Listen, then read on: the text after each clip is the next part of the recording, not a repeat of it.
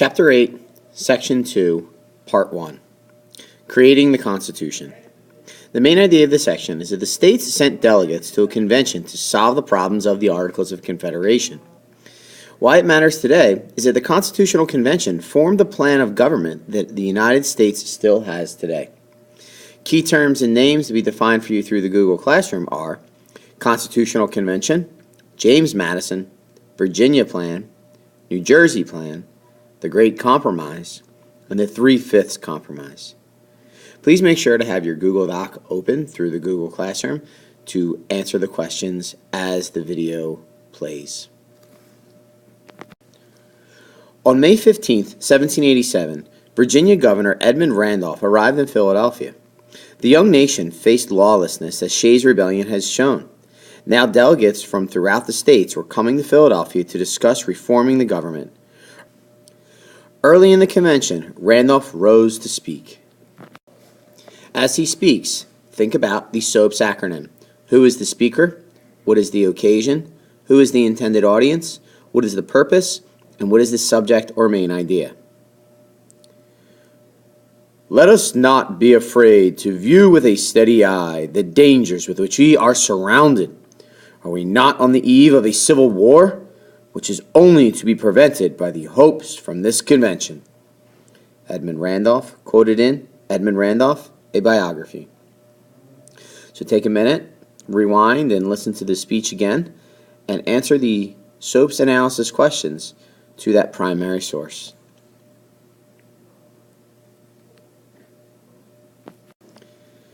And we're back. So the speaker should have been pretty easy in the SOAPS analysis. That was Edmund Randolph.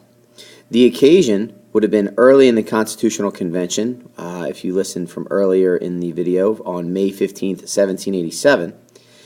The audience would have been the other delegates in the Constitutional Convention. His purpose was to, between perform, entertain, and persuade, would have been definitely to persuade by using information, and specifically to persuade them on the subject of creating a new form of government, specifically a constitution, because without a new form of government, he believed the country was on the verge of a civil war, as Shays' Rebellion had demonstrated, because the current government was way too weak. So over the next 4 months, the delegates debated how best to keep the United States from falling apart. In this section, you will read about the Convention of 1787 and the creation of the U.S. Constitution. A constitutional convention is called. In 1786, a series of events began that would eventually lead to a new form of government for the United States. In September of that year, delegates from 5 states met in Annapolis, Maryland, to discuss ways to promote trade among their states. At the time, most states placed high taxes on goods from other states. The delegates believed that creating national trade laws would help the economies of all states, because if there was high taxes on goods coming in from one state, the odds are, as a local, you would not buy from the goods coming from the other state, but would buy the products that were cheaper produced in your state. Therefore, money was not circulating, and the economy was not doing well in any of the states and the nation as a whole. So making such changes required amending the Articles of Confederation, because the national government had been granted no power to regulate trade among the states. The Annapolis delegates, led by Alexander Hamilton of New York, called for the states to send representatives to Philadelphia the following May to discuss such changes. At first, many Americans doubted that the national government needed strengthening. But news of Shays' Rebellion in late 1786 and early 1787 quickly changed many people's minds. Fearing that rebellion might spread, 12 states sent delegates to the meeting in Philadelphia in the summer of 1787. Only Rhode Island refused to participate. The convention's delegates. The 55 delegates to the Constitutional Convention, as the Philadelphia meeting became known, were in a very impressive group. About half were lawyers. Others were planters, merchants, and doctors.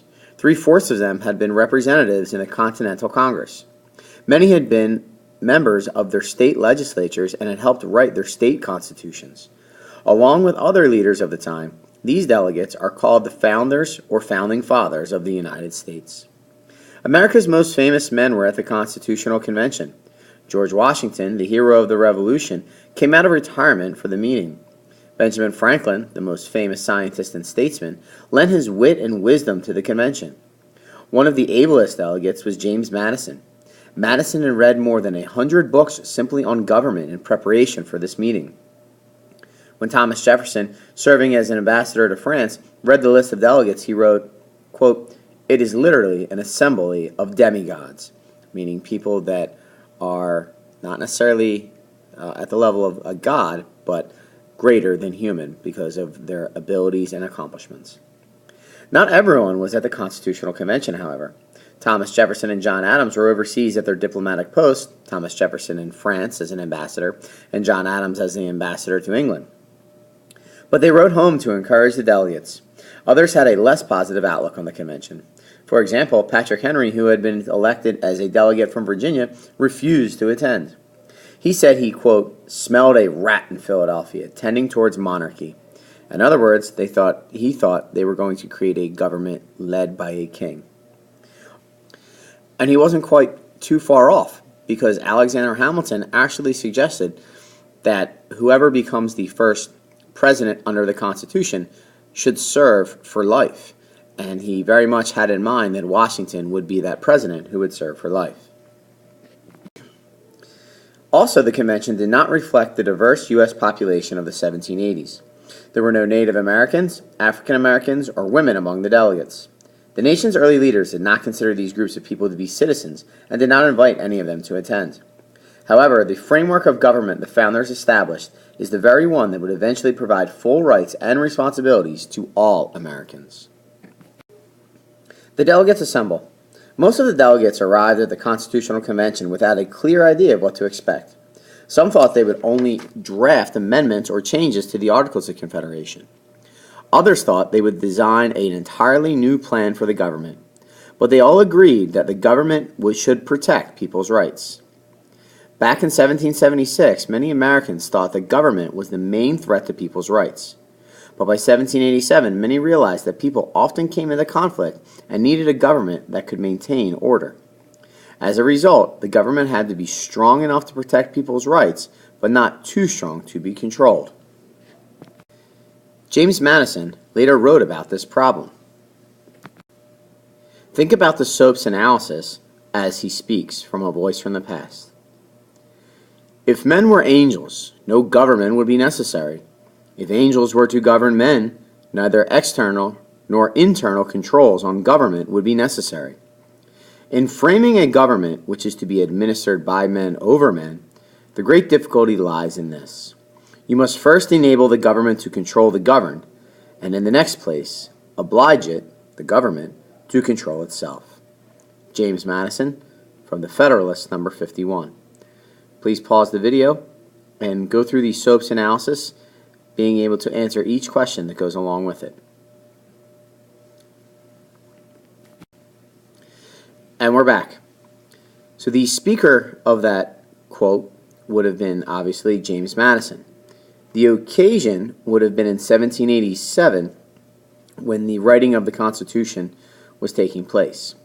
His audience, based on the fact that it came from the Federalist Papers, would have been the American people, because the Federalist was published in newspapers throughout the country. And therefore his purpose would have been to persuade the people to be in favor of the Constitution, of a strong central government, and to approve the Constitution. Finally, the subject, or the main idea behind what he was saying, is that if men were angels, or if men were perfect, we wouldn't need a government. And if we had angels in government, meaning perfect people in government, then we wouldn't have to worry about government abusing its rights over the people. The trick is, in creating a government, is to give the government control over the people, give them power, but in the next place, make sure the government does not abuse its power. So that's what's so tricky about creating the government that they want.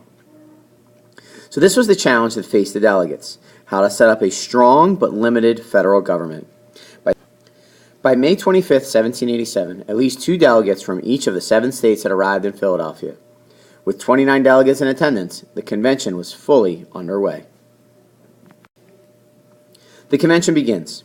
The first order of business was to elect a president for the convention. Robert Morris of Pennsylvania nominated George Washington. No American was more respected or admired than Washington. Every delegate voted for him. Washington's quiet and dignified leadership set a solemn and serious tone for the convention. At their next meeting, the delegates decided on the rules for the convention. They wanted to be able to consider all ideas and to be able to change sides in any debate. They did not want to be pressured by the politics of the day. For this reason, they decided that their discussions would remain secret. To ensure privacy, the windows in their meeting room were kept shut even though it was summer, and they were wearing very heavy woolen suits. Guards were posted outside the door. Whenever the door was open, the delegates stopped talking. With the secrecy rule approved, they got down to business. This is the end of Chapter 8, Section 2, Part 1. Please make sure you have completed any answers to go along with the questions of the first part of your Google Doc, and save it and submit once you have finished reading or watching the video on Chapter 8, Section 2, Part 2. Until then, we'll see you in class tomorrow.